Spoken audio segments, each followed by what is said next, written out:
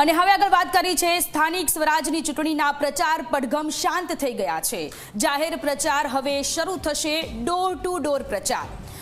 ખાટલા બેઠક અને મતદારોના ઘરે નેતાઓ પહોંચશે। મતદાનના પહેલા હવે શરૂ થશે ઓપરેશન। લોભ લાલચથી મતદારોને રીઝવવાનો પ્રયત્ન થશે।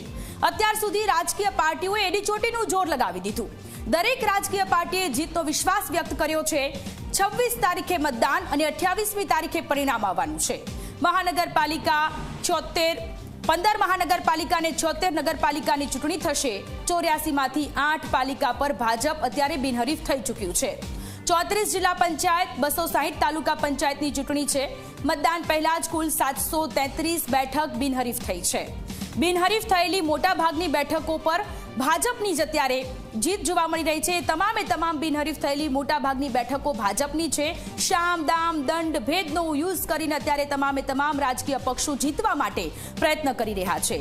જાહેર મંચો પરથી હવે ચૂંટણી પ્રચાર નહીં થાય, પરંતુ ખાટલા બેઠક થશે, ડોર ટુ ડોર પ્રચાર થશે અને હવે ઉમેદવારો એ તરફ લાગેલા જોવા મળી રહ્યા છે। આજે પ્રચાર પડઘમ શાંત થઈ ગયા અને એની સાથે જ ઉમેદવારો હવે શેરીએ ગલીએ લોકોના ઘરે જઈને પ્રચાર કરતા નજરે પડી રહ્યા છે। તો 26મી તારીખે મતદાન થવાનું છે।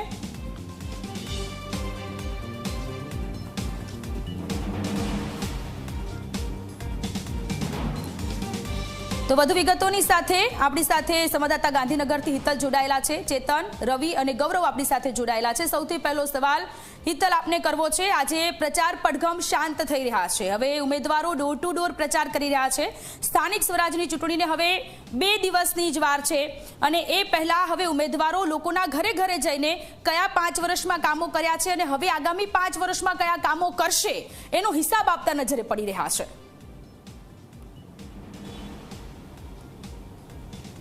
જી ચોક્કસ એવું કહી શકાય કે ચૂંટણીના પ્રચાર પડઘમ શાંત થઈ ગયા છે। ચૂંટણી પંચના નિયમો અંતર્ગત આ જે સમગ્ર ઘટનાક્રમ હોય છે એ 48 કલાક પહેલાં ચૂંટણી પ્રચારના પડઘમ શાંત થતા હોય છે અને આ પડઘમ શાંત થવા પાછળનું એક જે લોજિક છે એ લોજિક એ છે કે જે ચૂંટણી પ્રચાર થયો એમાં અનેક પ્રકારના પક્ષો દ્વારા પ્રચાર થયો છે ને હવે મતદારોને વિચારવાનો સમય મળે, મનોમંથન કરવાનો સમય મળે એટલા માટેના 48 કલાક હોય છે।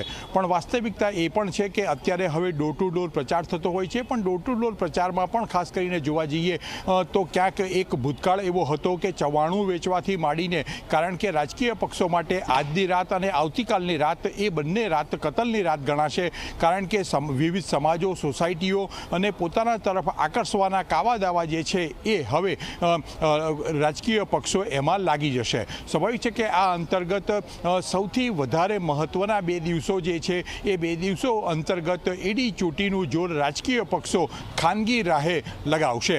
જી ચેતન, હું આપની પાસે આવવા માંગીશ। આજ સાંજ સુધી જે સુરતમાં પ્રચાર પડઘમ ચાલુ હતા, સુરતની ગલીઓ અને રસ્તાઓ રેલીઓથી કે પછી સંબોધનથી ગુંજી રહી હતી, ત્યાં હવે કેવો માહોલ છે?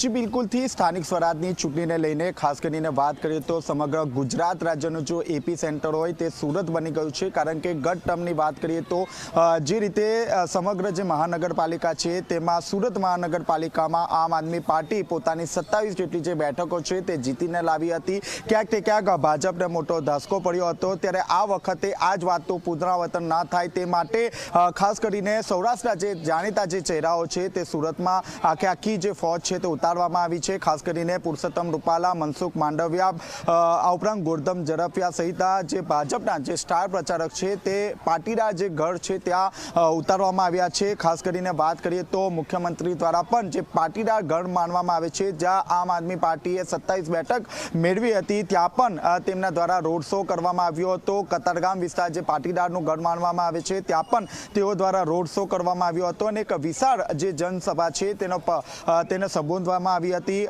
6ના ટકોરે જે ચૂંટણીના જે પડઘમ છે તે શાંત થઈ ચૂક્યા છે. ત્યારે ખાસ કરીને ભાજપ માટે સૌથી જે ચેલેન્જિંગ છે તે આમ આદમી પાર્ટી છે, કારણ કે ગત ટર્મમાં કોંગ્રેસ જે છે કોંગ્રેસની એક પણ બેઠક આવી ન હતી અને આ વખતે પણ જે ઇલેક્શન છે તેમાં કોંગ્રેસ ક્યાંય જોવા નથી મળી રહ્યું. સીધો જે જંગ છે તે ભાજપ અને આમ આદમી પાર્ટી વચ્ચે જોવા મળી રહ્યો છે. એટલે કે ક્યાંક જે ભાજપના જે કાર્યકરો છે અને આમ આદમી પાર્ટીના જે કાર્યકરો છે તે હવે ડોર ટુ ડોર જે પ્રચાર છે તે કરશે અને રાત્રિ દરમિયાનની વાત કરીએ તો ખાટલા બેઠક પણ જોવા મળશે. જે શહેરી પ્રમુખ છે, જે અલગ અલગ શેરીઓના જે પ્રમુખ છે તેમની સાથે પણ મહત્વની બેઠકો કરવામાં આવશે. આ આજની અને કાલની આ બંને જે રાત છે તે કતલની રાત તરીકે ઓળખાશે, કારણ કે મોડી રાત સુધી તમામ જે કાર્યકરો છે તે એડી ચોટીનું જોર લગાવવામાં આવશે. ખાસ કરીને ભાજપાના પૂર્વ પ્રદેશ અધ્યક્ષ અને હાલમાં કેન્દ્રના જે મંત્રી છે CR પાટીલ દ્વારા એવી પણ જાહેરાત કરવામાં આવી છે કે આ વખતે જે પાટીદાર ગઢ છે તેમાં આમ આદમી પાર્ટી એક પણ સીટ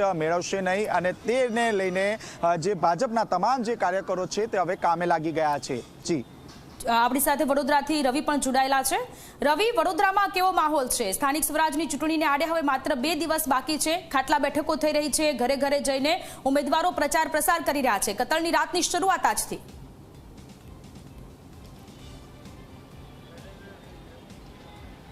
બિલકુલ વાત કરવામાં આવે તો વડોદરા શહેરમાં 19 વોર્ડની 74 બેઠક પર 258 જેટલા ઉમેદવારો મેદાનમાં છે. 2 બેઠકો બિનહરીફ થઈ છે, જે બંને બેઠકો ભાજપે જીતી છે. આજથી આચારસંહિતા જે છે તે અત્યારથી જ અમલવારી થઈ ચૂકી છે. ત્યારે આપ જોઈ શકો છો કઈ રીતના જે એક સ્કૂલ છે તેની બાજુમાં આવેલું જે વોર્ડ નંબર 13નું કાર્યાલય હતું ત્યાંથી તમામ પ્રચારની જે સામગ્રી છે તે હટાવી દેવામાં આવી છે. પોસ્ટર્સ દૂર કરવામાં આવ્યા છે. ભાજપના જે ઝંડા છે તે હટાવવામાં આવી રહ્યા છે, કારણ કે આચારસંહિતાની અમલવારી શરૂ થઈ ગઈ છે અને તેનું પાલન ભારતીય જનતા પાર્ટીના વોર્ડ 13ના જે ચૂંટણી કાર્યાલયના તમામ કાર્યકર્તાઓ દ્વારા કરવામાં આવી રહ્યું છે. હાલમાં જોઈ શકો છો કે કઈ રીતના કાર્યાલયમાં જે ઇન્ટરનલ જે મિટિંગ થવી જોઈએ અથવા તો જે ચર્ચા વિચારણા થવી જોઈએ, બૂથ મેનેજમેન્ટની જે વાત થવી જોઈએ તે હવે કરવામાં આવનાર છે. અને જે કઈ રીતના મતદારોને સુધી પહોંચવું, કઈ રીતે મતદારોને તેમના ઘરેથી મતદાન કેન્દ્ર સુધી લઈ જવા, વોટિંગ વધારે કરાવવું, તે પ્રકારની રણનીતિઓ હવે ઘડવામાં આવશે. અને તેના ભાગરૂપે અત્યારે આ કાર્યાલયમાં તમે જોઈ શકો છો કે જ્યાં લોકો બેસતા હતા, ચૂંટણીને લઈને કઈ પ્રચાર કરવો, ક્યાં ફેરણી કરવી, ક્યાં સભા કરવી, ગ્રુપ મિટિંગ ક્યાં કરવી, તે તમામ જે ચર્ચાઓ અહીંયા ડિસ્કશન થતી હતી, અહીંયા નક્કી થતું હતું, તે હવે આજથી બંધ થઈ જશે. કારણ કે જે ઉમેદવાર છે તે માત્ર ડોર ટુ ડોર પ્રચાર કરી શકશે, ખાટલા બેઠક કરી શકશે, સાથે જ કહી શકાય કે તે સભા સરઘસ નહીં કરી શકે. આ ઉપરાંત સોશિયલ મીડિયા પર પણ તે પોતાની પોસ્ટ નહીં મૂકી શકે, તે પ્રકારની વાત ચૂંટણી પંચે કરી છે અને તેના પર મોનિટરિંગ પણ કરવામાં આવશે. એટલે ક્યાંક ને ક્યાંક કહી શકાય કે આજથી આચારસંહિતા લાગુ થતાની સાથે જ હવે મતદાનની જે ગણતરીઓ છે તે ગણવામાં આવી રહી છે કે મતદાન ક્યારે થશે અને તેને લઈને જ આખું જે પ્લાનિંગ છે તે માત્ર વોર્ડ 13ની પરંતુ આખા તમામ શહેરમાં તમામ રાજકીય પક્ષોએ શરૂ કરી દીધા છે. અને આચારસંહિતા અમલ થતાની સાથે જ બેનર પોસ્ટર્સ છે તે પણ તંત્રની ટીમ હટાવવા માટે કામે લાગી ગઈ છે. જી, અને હવે સીધા જ જઈશું રાજકોટ. ગૌરવ દવે અમારા સંવાદદાતા જોડાયેલા છે.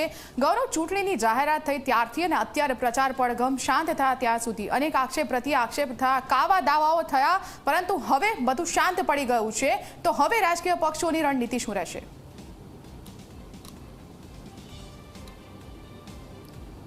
ચોક્કસ જ ફાલ્ગુની, રાજકોટ મહાનગરપાલિકા અને રાજકોટ જિલ્લાની તાલુકા પંચાયત અને જિલ્લા પંચાયતની અને નગરપાલિકાઓની ચૂંટણીની જે મતદાન છે તે 26 તારીખે થવાનું છે ને તે પહેલાં જ જે રીતના 48 કલાકનો સમય છે તે હવે બાકી રહ્યો છે, ત્યારે પ્રચાર પડઘમ છે તે શાંત થઈ ચૂક્યા છે.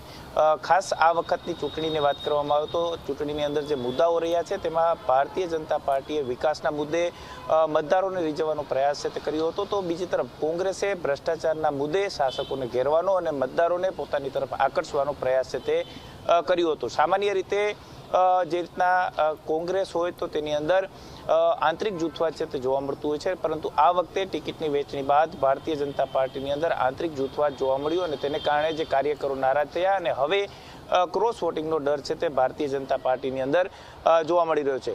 તમામ જે રાજકીય નેતાઓ છે, જૂના જોગીઓ છે, તેમને કામે છે તે લગાડવામાં આવ્યા છે અને ડેમેજ કંટ્રોલ કરવાના પ્રયાસો છે તે હાથ ધરવામાં આવી રહ્યા છે.